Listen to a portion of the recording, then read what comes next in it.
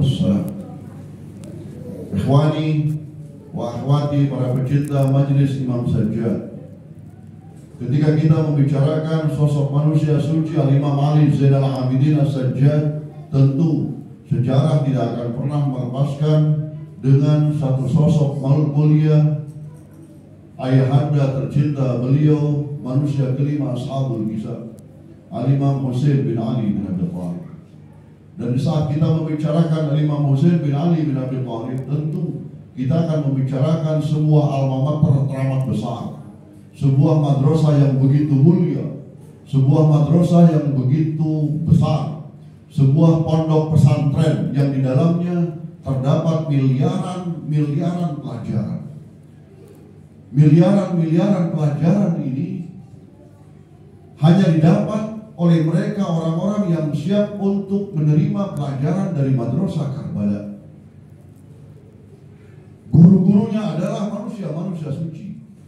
Guru-gurunya adalah manusia kelima Ashabul Kisah, Abi Abdullah Al-Husain alaihi salatu wassalam.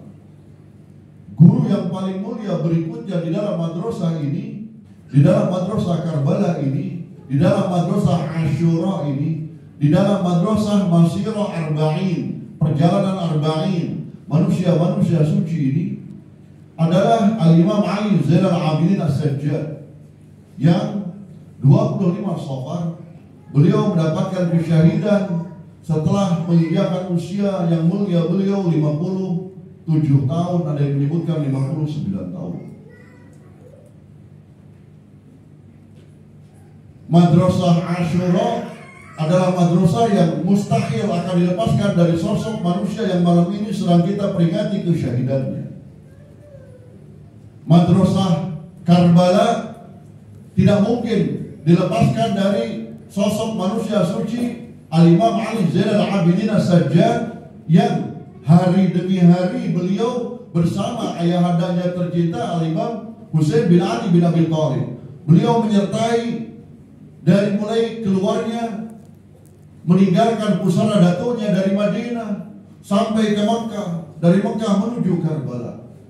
Beliau menyaksikan dan menjadi saksi hidup yang dikatakan di dalam sejarah, laula Zainal Abidin ataupun laula Aqilah Bani Hashim, sekiranya tidak ada Imam Ali Zainal Abidin ataupun tidak ada Aqilah Bani Hashim Zainab Al-Kubra, niscaya madrasah Karbala tidak akan pernah sampai ke tempat ini. Madrasah Karbala tidak akan pernah sampai ke seluruh seantero dunia. Madrasah Karbala, pelajaran-pelajaran tidak akan pernah sampai ke dalam setiap hati manusia.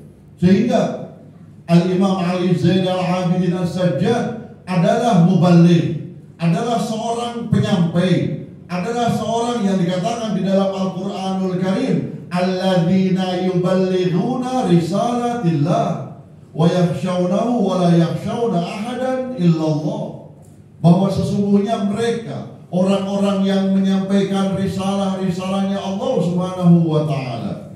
Risalah Allah adalah pesan-pesan Allah. Risalah Allah adalah doktrin-doktrin dari Allah. Risalah Allah Subhanahu wa ta'ala adalah wahyu Allah. Risalah Allah Subhanahu wa ta'ala adalah keinginan Allah. Bagaimana caranya manusia menyembah Allah, bagaimana caranya manusia bertutur kata kepada Allah, bagaimana caranya manusia berkomunikasi dengan Allah, bagaimana caranya manusia agar mendapatkan di akhir daripada kehidupannya husnul khatimah. Mereka adalah yang membawa pesan-pesan Allah Subhanahu wa ta'ala, wa yakhshawnahu, yang mereka semua memiliki kriteria hanya takut kepada Allah, wa la yakhshawna ahadan illallah, dan tidak ada takut kepada siapapun kecuali hanya kepada Allah. Imam Sajjad sebagai muballighnya Allah, Imam Sajjad sebagai penyampai. Penyampai siapa? Penyampai daripada sesuatu yang sudah ditorehkan oleh ayahandanya, yang sudah dilanggahkan oleh ayahandanya, yang sudah dipersembahkan oleh ayahnya. Imam Sajjad sebagai penyampai dari apa yang sudah disampaikan oleh Abi Abdullah Al-Husain. Imam Sajjad sang penyampai dari setiap langkah yang disampaikan oleh Abi Abdullah Al-Husain. Imam Sajjad adalah sang penyampai, sang muballigh dari setiap apa yang ditutur katakan oleh Imam Husain bin Ali bin Abi Thalib. Semua kejadian direkam oleh Imam Ali Zainal Abidin As-Sajjad. Semua kejadian dalam waktunya, dalam kalimatnya. Siapa yang berdialognya, tutur katanya, Abi Abdullah ya Husain ayahandanya di malam ke-10 Asyura, di hari Asyura, kejadian yang begitu dahsyat. Apapun yang terjadi saat itu, semuanya direkam oleh Imam Ali Zainal Abidin As-Sajjad, kemudian disampaikan. Selain beliau merekam kejadian demi kejadian, beliau juga menjadi pelaku sejarah. Beliau juga menjadi pelaku bagaimana beliau menyampaikan seharusnya yang disampaikan dari Allah Subhanahu wa taala sebagai hujjatullah dari kepenerusan manusia kelima ashabul kisah Abi Abdullah Husain alaihi salatu wassalam. Sehingga sosok manusia suci ini tidak mungkin kita lepaskan dengan madrasah Karbala. Tidak mungkin kita melepaskan dengan madrasah Asyura. Seluruh madrasah Asyura, seluruh pelajaran yang ada pada Karbala ada pada Al-Husain dan ada pada Al-Imam Ali Zainal Abidin As-Sajjad alaihi salatu wassalam. Sayyid Abdul Husain Dastaghi di dalam salah satu kitabnya Nahdlatul Husainiyah, Kebangkitan Imam Husain. Dastaghi beliau memiliki mu'alim ataupun pengarang ini, beliau memiliki gelar Dastaghi yang hilang tangannya. Beliau syahid mihrab. Kemana-mana beliau selalu membawa kresek, dan ada di dalam kreseknya orang tidak tahu. Dan ketika syahid baru diketahui bahwa kreseknya tersebut adalah plastik, kreseknya tersebut adalah sebuah kafan untuk mengkafani beliau ketika yang bernama syahid. Sayyid Abdul Husain Dastaghi beliau menyebutkan di dalam Muqaddimah Nahdlatul Husainiyah, beliau katakan bahwa pertanyaan yang sering diungkapkan oleh orang-orang yang terkadang di Madrasah Karbala sendiri dipertanyakan, sampai sejauh apa Madrasah Karbala ini bisa diraih?